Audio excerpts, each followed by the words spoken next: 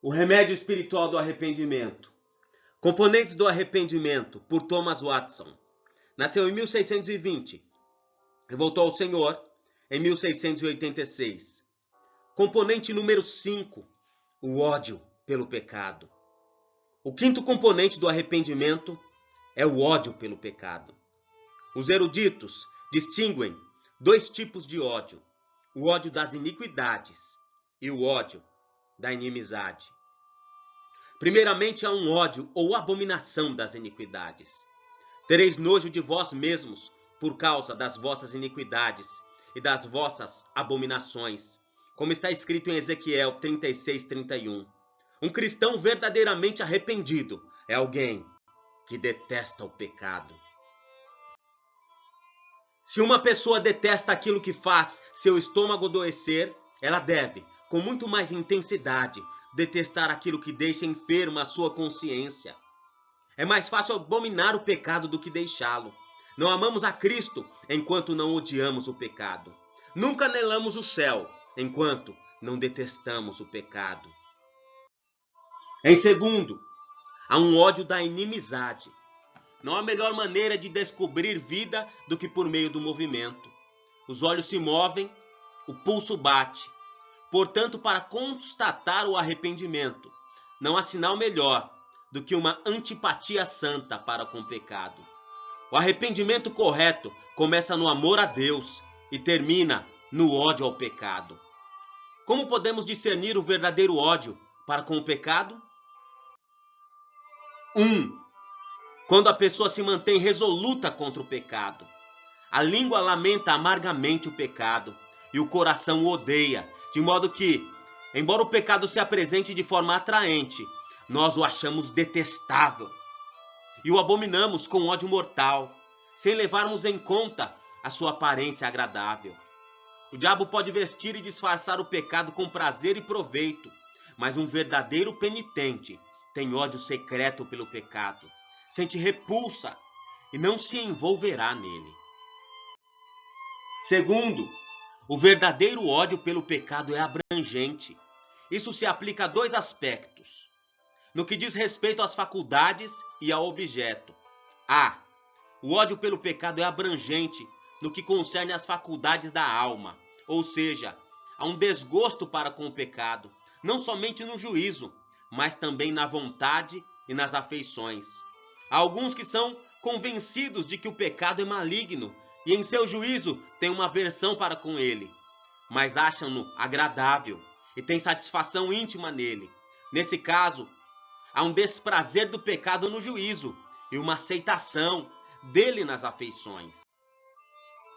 No verdadeiro arrependimento, o ódio pelo pecado está presente em todas as faculdades da alma, não somente no intelecto, mas principalmente na vontade. Não faço o que prefiro, e sim o que detesto. Paulo diz isso em Romanos 7,15. Paulo não era livre do pecado, mas a sua vontade se posicionava contra o pecado. B. O ódio pelo pecado é abrangente. No que concerne ao objeto, aquele que odeia um pecado, odeia todos os pecados. Os hipócritas odeiam alguns pecados que mancham sua reputação, mas o verdadeiro convertido odeia todos os pecados. Os pecados que produzem vantagem, os pecados resultantes de nossas inclinações naturais, as próprias instigações da corrupção. Paulo odiava as obras do pecado, como está em Romanos 7:23. Terceiro, o verdadeiro ódio pelo pecado se manifesta contra o pecado em todas as suas formas. Um coração santo detesta o pecado por causa da sua contaminação natural. O pecado deixa uma mancha na alma. Uma pessoa regenerada aborrece o pecado não somente por causa da maldição, mas também por causa do contágio. Ele odeia essa serpente não somente por causa da sua picada, mas também por causa do seu veneno. Abomina o pecado não somente por causa do inferno, mas como o próprio inferno. Quarto, o verdadeiro ódio pelo pecado é implacável. O cristão genuíno nunca mais se conciliará com o pecado. A ira pode experimentar a conciliação, porém o ódio nunca pode experimentá-lo. Quinto, Onde há verdadeiro ódio pelo pecado, nos opomos ao pecado em nós mesmos e nos outros. A igreja de Éfeso não podia suportar aqueles que eram maus. Em Apocalipse 2:2. Paulo repreendeu arduamente Pedro por causa de suas dissimulações, embora este fosse um apóstolo. Com insatisfação santa, Cristo expulsou os cambistas do templo, em João 2,15. Ele não tolerou que o templo sofresse uma mudança.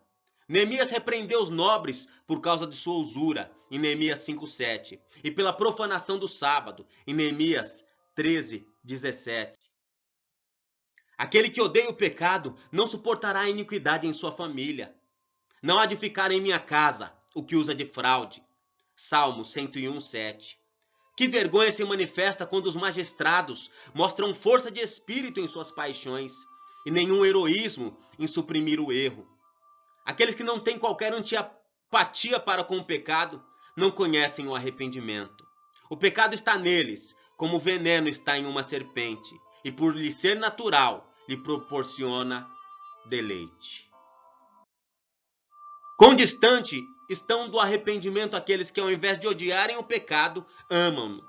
Para os santos, o pecado é um espinho nos olhos. Para os ímpios, é uma coroa na cabeça. Que direito tem a minha casa, a minha amada, ela que cometeu vilezas? Acaso, ó amada, votos e carnes sacrificadas poderão afastar de ti o mal? Então saltarias de prazer, em Jeremias 11:15. Amar o pecado é pior do que praticá-lo. Um homem bom pode precipitar-se em uma atitude pecaminosa, mas amar o pecado é desesperador. O que faz um porco amar ou revolver-se na lama? O que faz um demônio amar aquilo que se opõe a Deus? Amar o pecado mostra que a vontade está no pecado.